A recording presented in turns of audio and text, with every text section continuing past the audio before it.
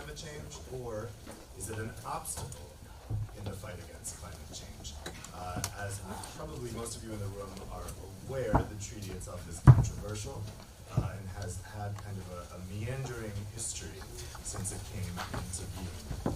When it started, it was meant as a reaction to the fall of the Berlin Wall. It was meant to stimulate energy investments in the former Soviet Union and the Warsaw Pact countries. And as the time has gone on, it was ratified by the EU, went into effect in 1998, so it's been in place for 2 decades. And since that time, we've really seen an expansion beyond originally envisioned for the treaty. So we've seen the treaty expand to other geographic areas, and now the signatories now stretch all the way to the east to Japan. And now there's talk about enlarging it more to African countries, to Latin American countries, and countries in South Asia. And so as those expansion ideas are coming to fruit, there's also been a lot of discussion about whether the treaty is really working as intended. So of course, the goal of the treaty has been to facilitate investments in energy. And one of the biggest blocks to those investments can be investor skittishness about risk, particularly if you're looking at the time when the treaty was invented in these countries, which not too much earlier had very frequent nationalization and sometimes lurching energy policy. So of course the idea was to allay the fears of investors so they knew they would be protected if their investments suddenly went awry.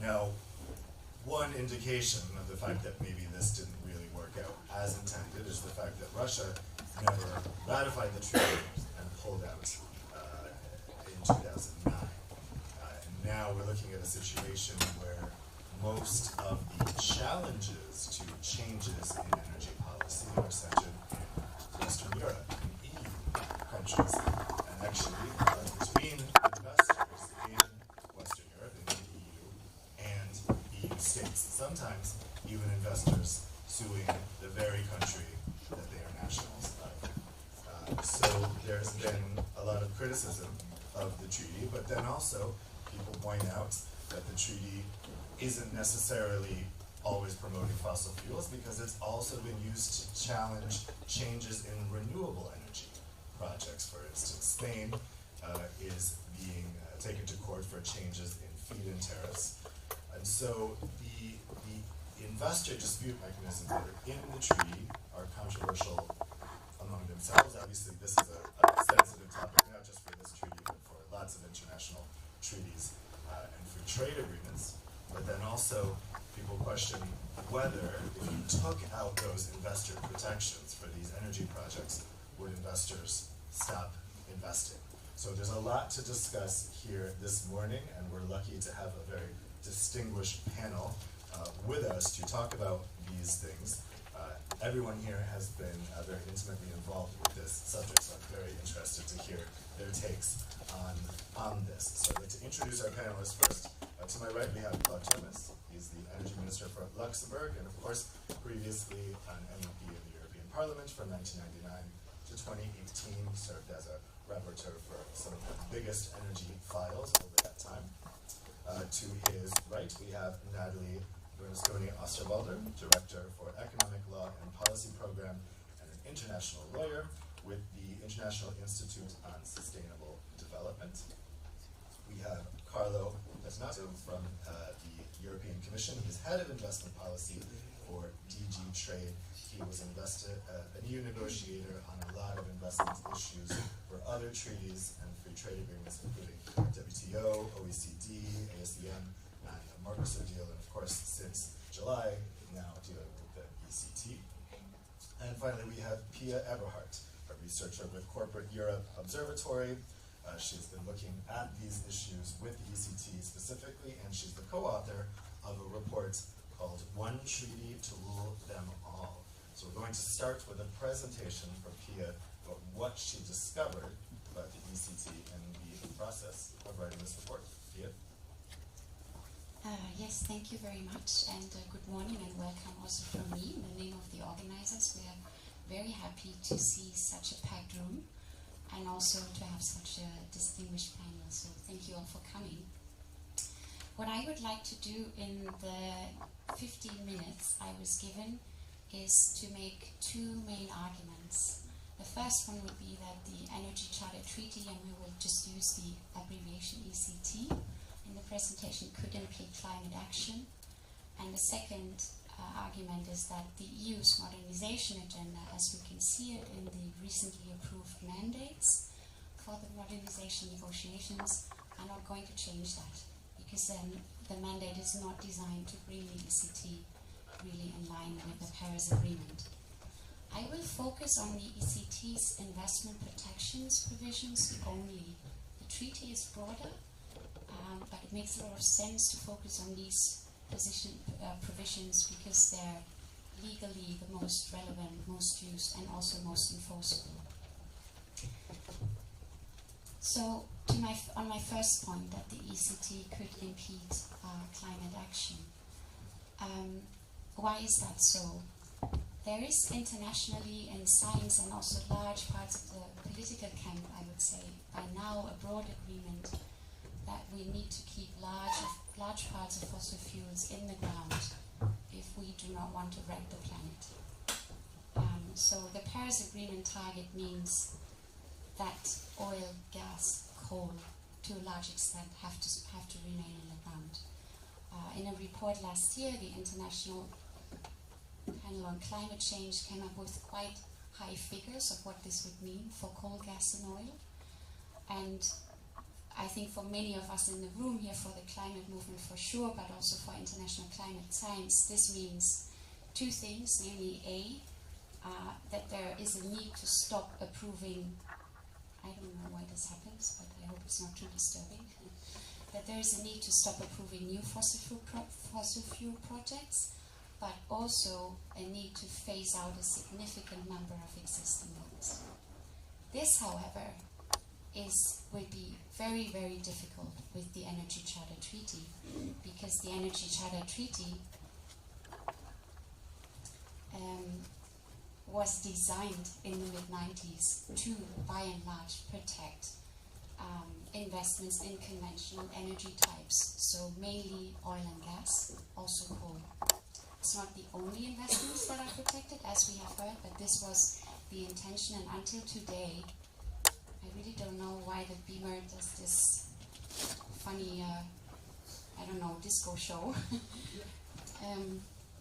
So fossil fuel projects fall under the protection of the treaty.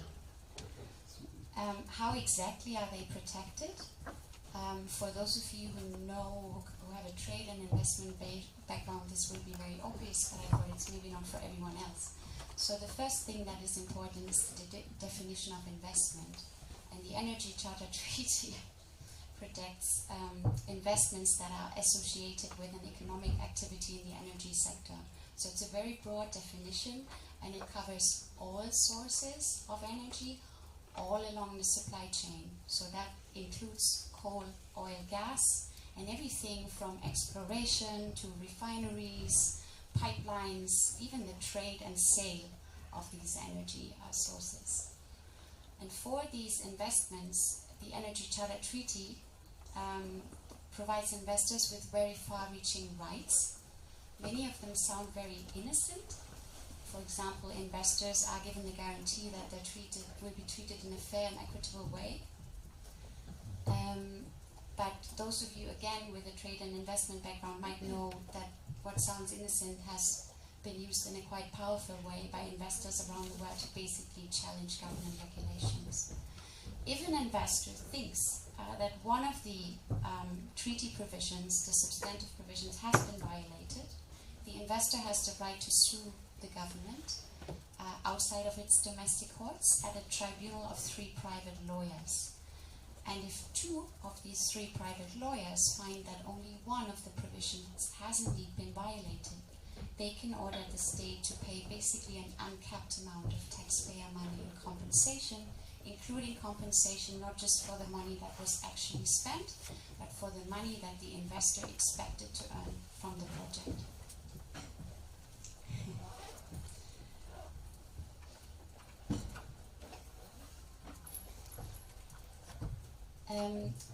I wanted to run you through 3 exemplary cases to make it a bit more concrete how this works, how the Energy Charter Treaty works in practice. The first case is a case which was filed in 2009. It was... there it is. Thank you. It was the first case against a Western European state, against Germany, launched by the Swedish energy company Vattenfall. And Vattenfall sued Germany, demanding 1.4 billion euros in compensation because the local government in the city of Hamburg had tightened environmental regulations around for a coal-fired power plant close to Hamburg. The case was settled in 2011, and as part of the settlement, the environmental restrictions were relaxed. And we have politicians on the record saying, well, we did this because we were afraid of losing this case and being responsible for a 1.4 billion euro payout in taxpayer money. So it's an example of the powers of the ECT to basically stop governments from doing the right thing. In this case, it was protecting the environment, or more specifically, the local river. The second case I wanted to mention is an ongoing case against Italy by a UK oil and gas company, Rockhopper. Rockhopper is suing Italy because the state refused to grant a concession for an oil drilling project in the Adriatic Sea. This refusal came after the Italian parliament had put in place a ban for new oil and gas projects close to the Italian coast. We don't know exactly how much money Rockhopper wants, but according to the CEO, it can be up to 350 million euros in compensation, which would be 7 times the money that the company actually spent on developing the project. So this is an example of how the ECT is already being used and could be used further if governments actually decide to keep fossil fuels in the ground. And the third case I wanted to talk about is a case that never materialized. It was just a threatened case, threatened in 2017 by oil and gas company Vermilion against France. And at that time, France was considering a law that would have basically on long-term outlawed fossil fuel projects on French territory. After that threat, the law was significantly weakened. Some say it was more or less reversed, because after it came in place, more fossil fuel projects were approved by the government than ever before. We don't know what role the arbitration threat played, because as you can imagine, the fossil fuel industry came up with a whole armory of lobby tactics and threats. But it was interesting to see that an arbitration claim was one of those threats. So it is one of the weapons that the fossil industry will use in battling against significant measures to limit their businesses. How frequently do these threats occur? It's very hard to tell. As you can imagine, governments rarely come out and say, oh, we've been threatened 15 times and therefore we didn't do what we wanted to do. We were too afraid. But there is, let's say, evidence and statements like this of the former person who was responsible for defending the Czech Republic, as we heard, one of the most sued countries under the ECT, in arbitrations, and she said, I get a threat every month. And of course, I take it seriously. I try to look at the risks, and I try to minimize the risks and potential costs for the state. And I would argue that every responsible policymaker is well advised to do so. Because they also have to take taxpayer interest into account, and compensation orders at the end of such a claim are retrospective, unlike under WTO law, for example, and uncapped. So it's the sum that can be ordered is potentially endless, and as a result, countries really face a strong incentive to avoid liability, and in the area of climate change, this can mean to avoid the climate change action that would actually be needed to protect the planet. These problems are also relevant for other investment and trade agreements, including ISDS, because they all cover fossil fuel investments. The ECT is particularly important because it's such a broad agreement, because it has a relatively broad membership compared to other agreements, and therefore it covers a large stock of fossil fuels.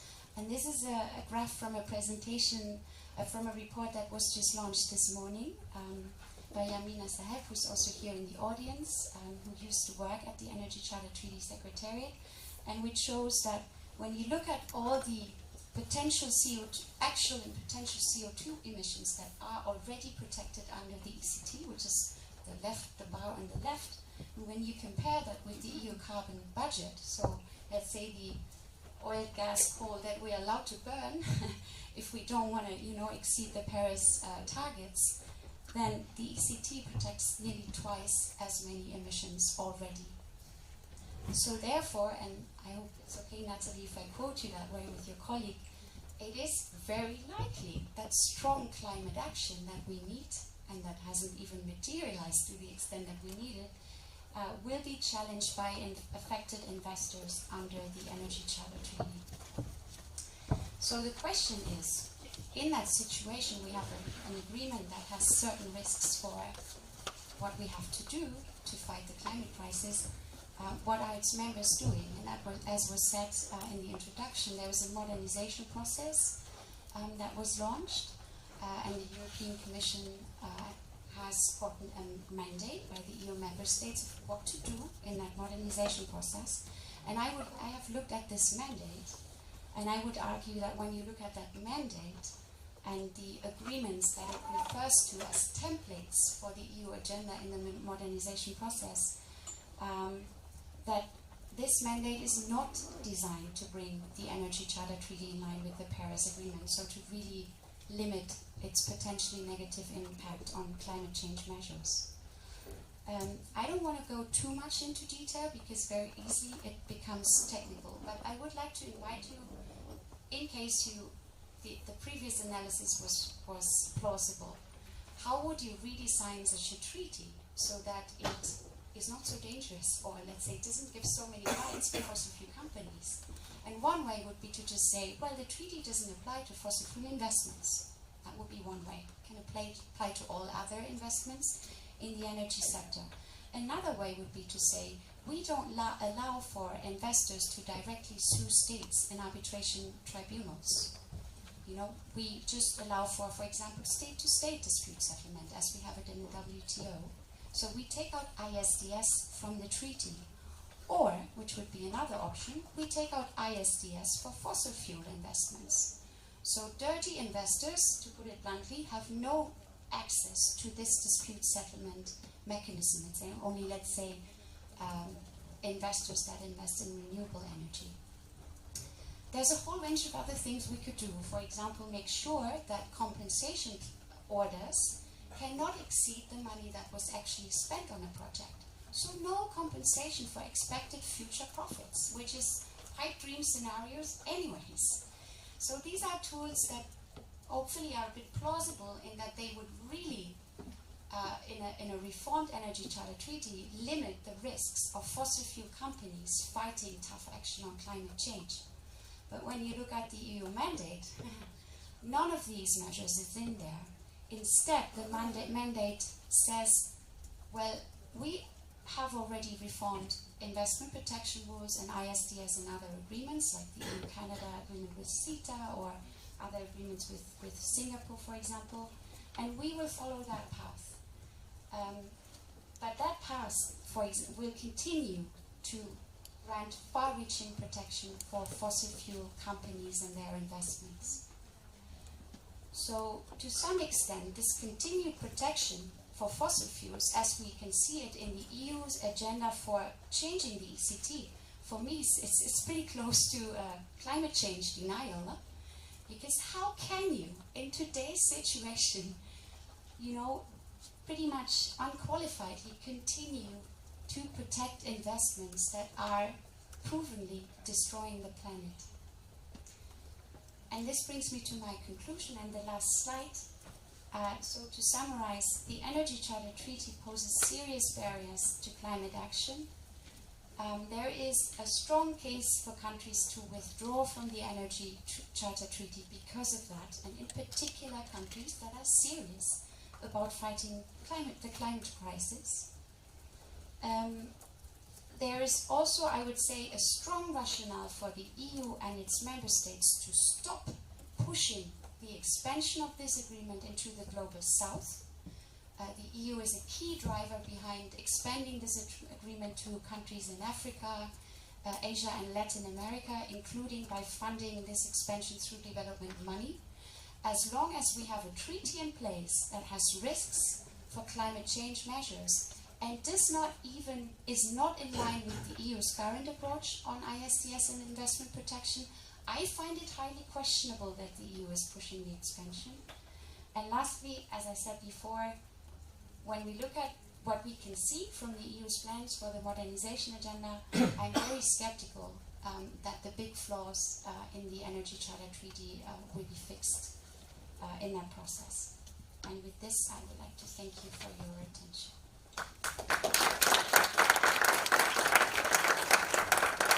Thanks very much, Pia. I think important to point out that one country has withdrawn from the treaty. One EU country has, which is Italy.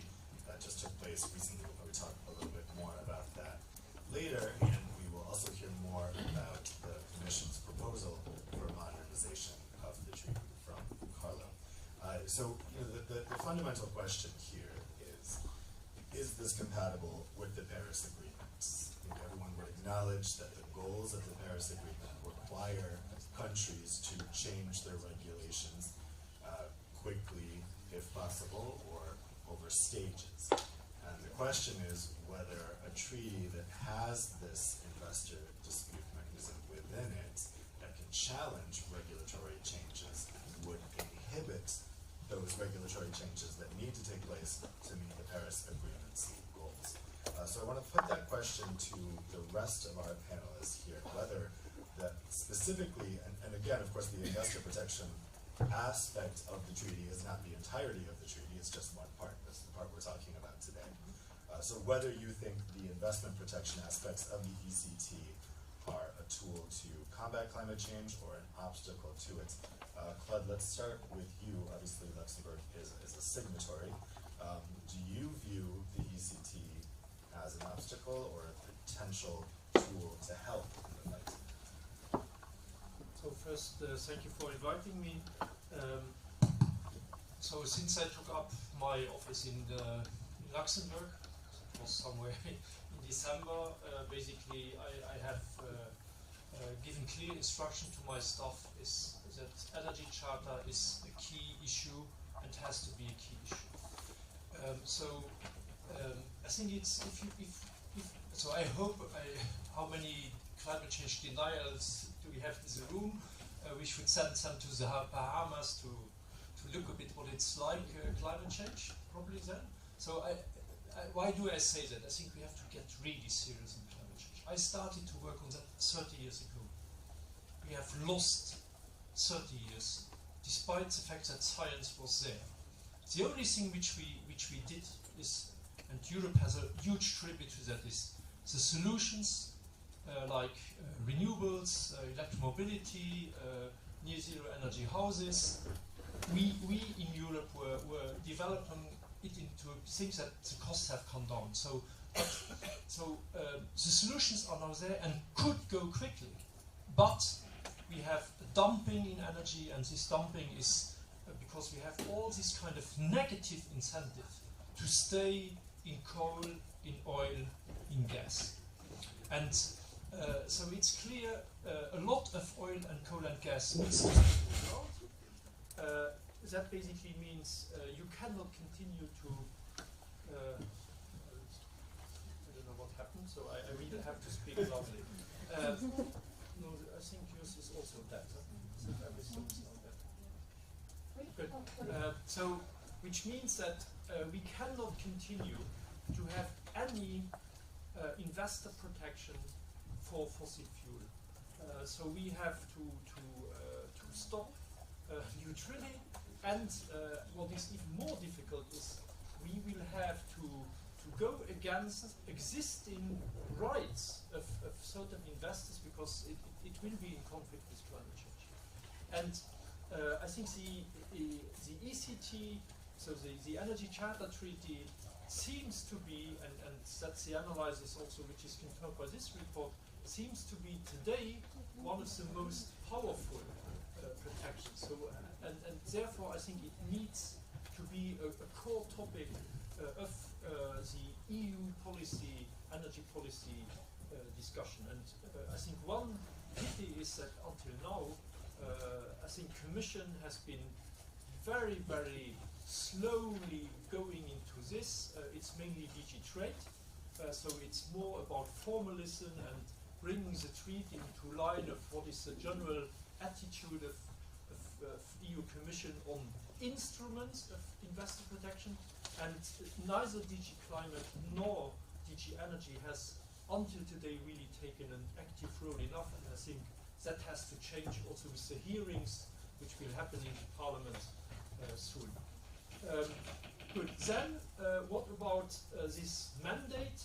This mandate, I think, is a first step, but I share your analysis that this mandate is not good enough. The Luxembourg government is now trying to build up a coalition of what I would say the climate responsible countries in the Energy Council.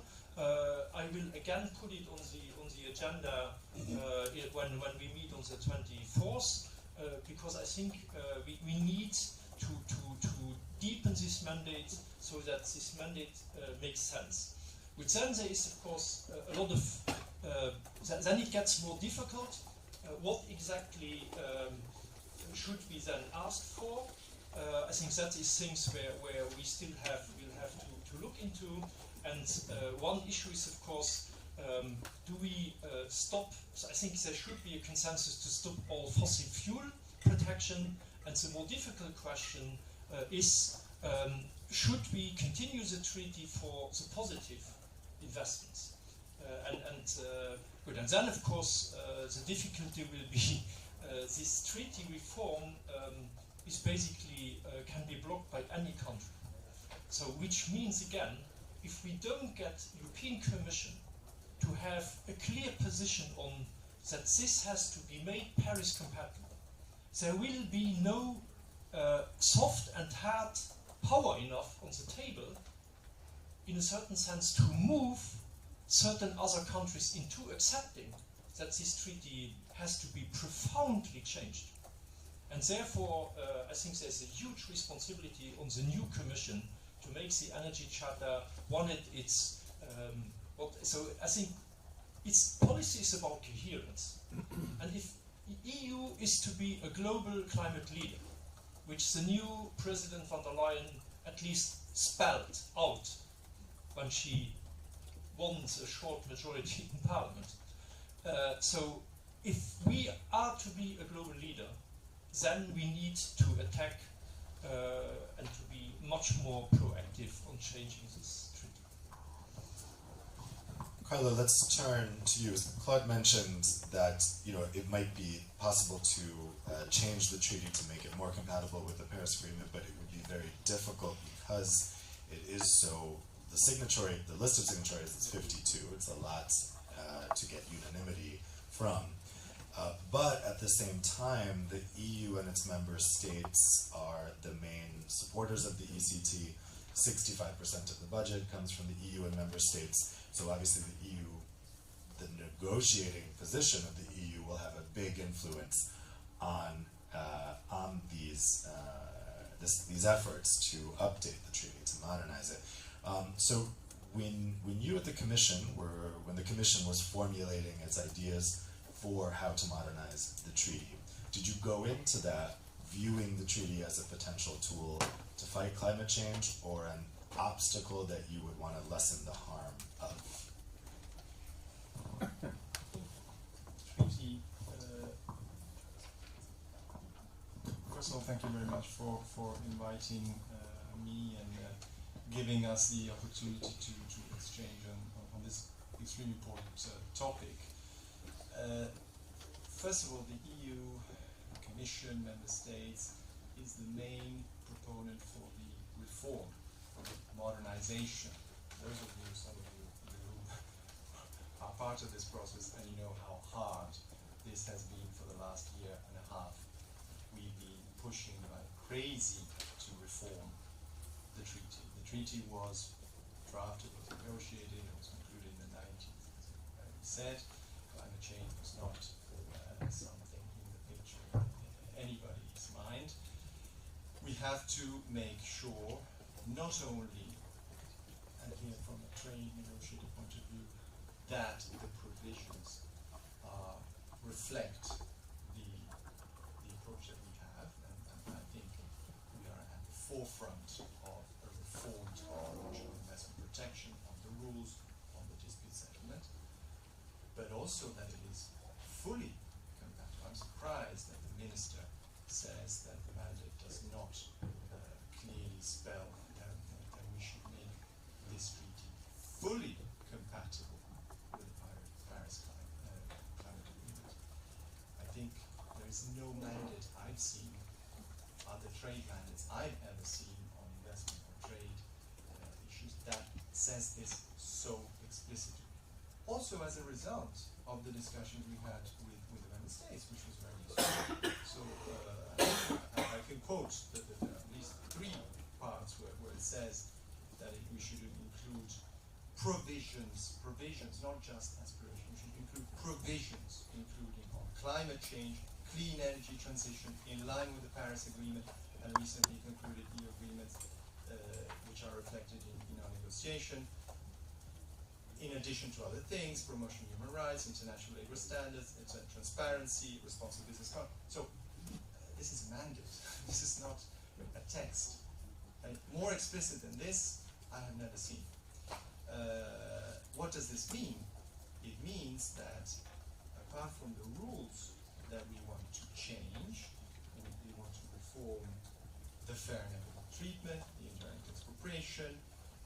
We want to include a right to regulate explicit laws, and we do, which allows the formulation of all public policies, not just environmental and climate, but all public policies to be fully compatible.